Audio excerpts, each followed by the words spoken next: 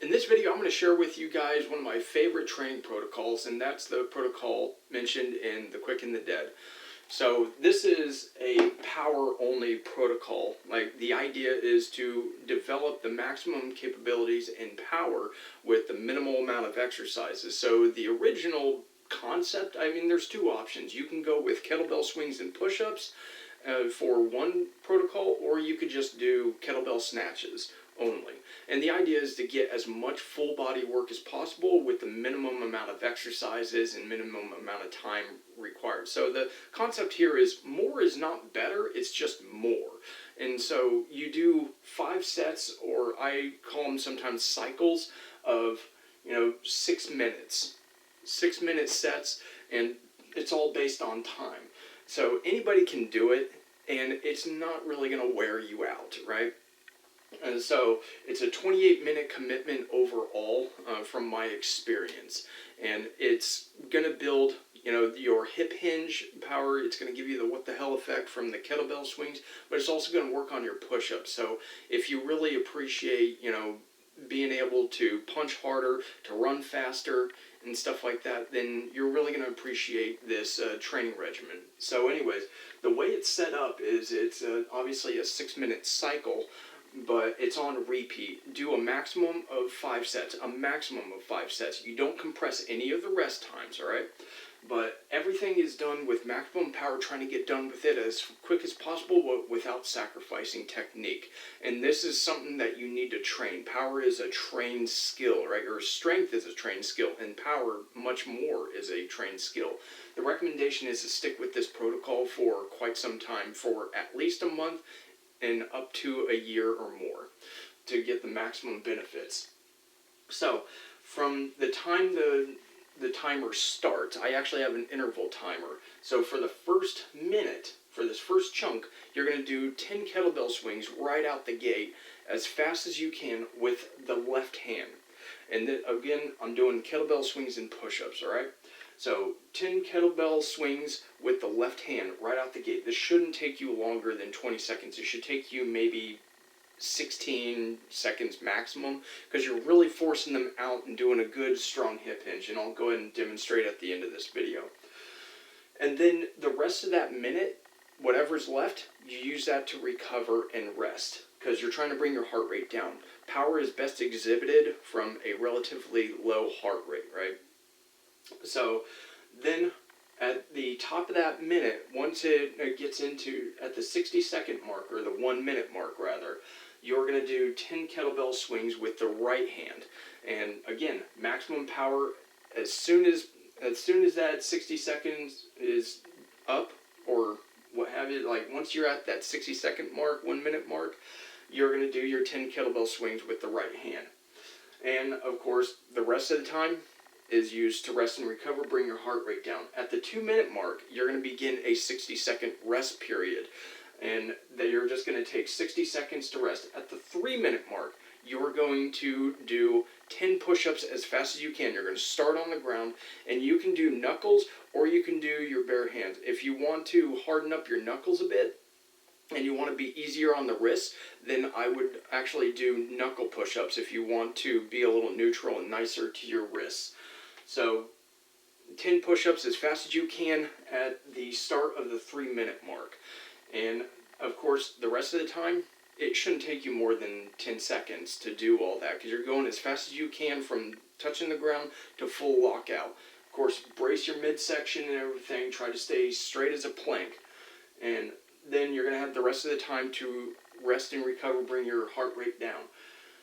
At the 4-minute mark, you're going to repeat that. Again, 10 push-ups starting from the ground, and you're going to push as fast as you can to full lockout, touching the ground, trying to finish them as fast as possible.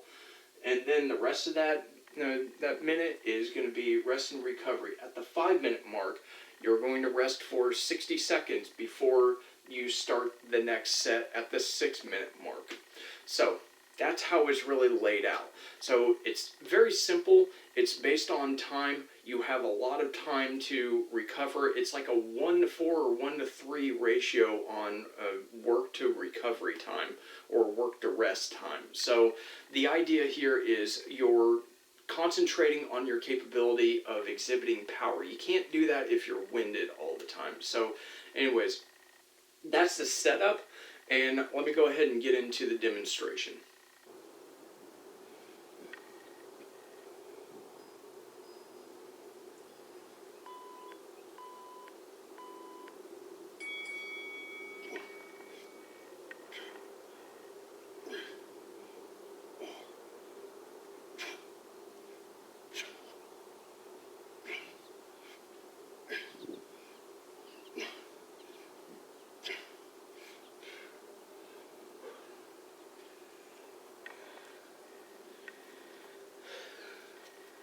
Took 20 seconds.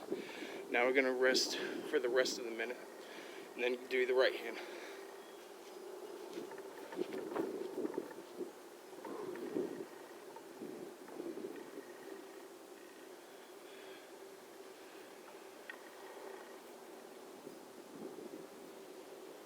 Hey, buddy.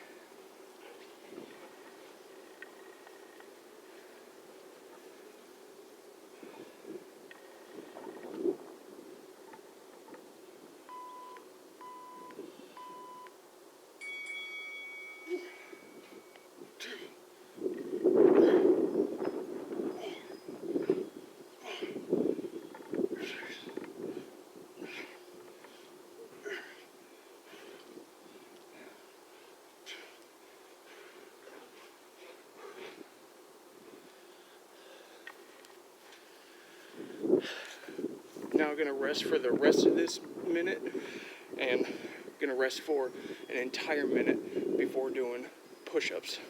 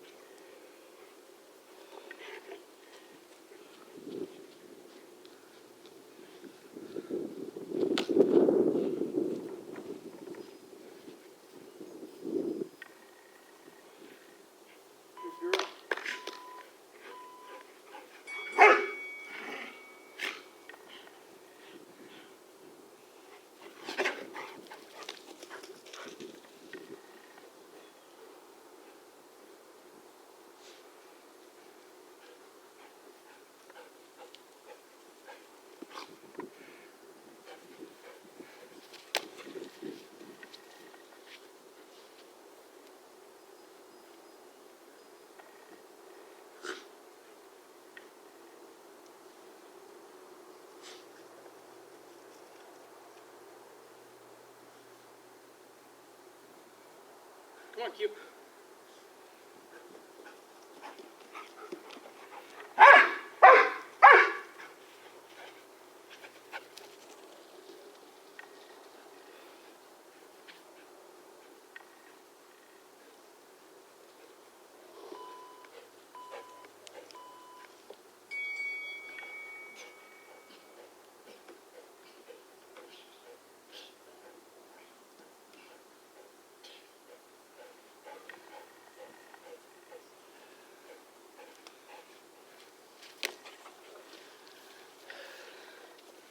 Maximum effort in the push-ups. You're going to rest the rest of that minute, and then you're going to repeat that again.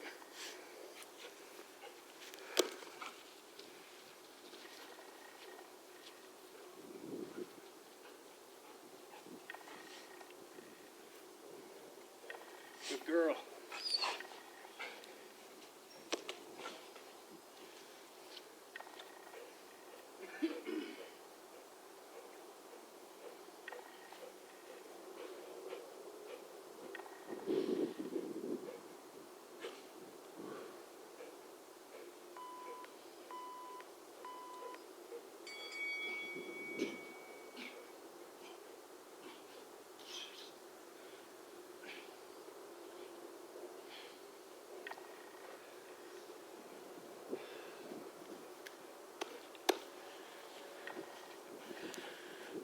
Okay, gonna rest for the remainder of the minute, and then there's gonna be another minute where you're gonna prep for the next cycle or circuit. Alright, so let me know what you think about that in the comments below, and give it a try for yourself. But get the book, read it. He talks about a lot of things, how to pick your kettlebell weights and the different techniques to use, how you can upgrade your push-ups with band exercises. But it's all up to you, but I think it's well worth the benefits. I've definitely benefited from it. It is my favorite minimalist exercise. So let me know what you think, and you guys have a good one.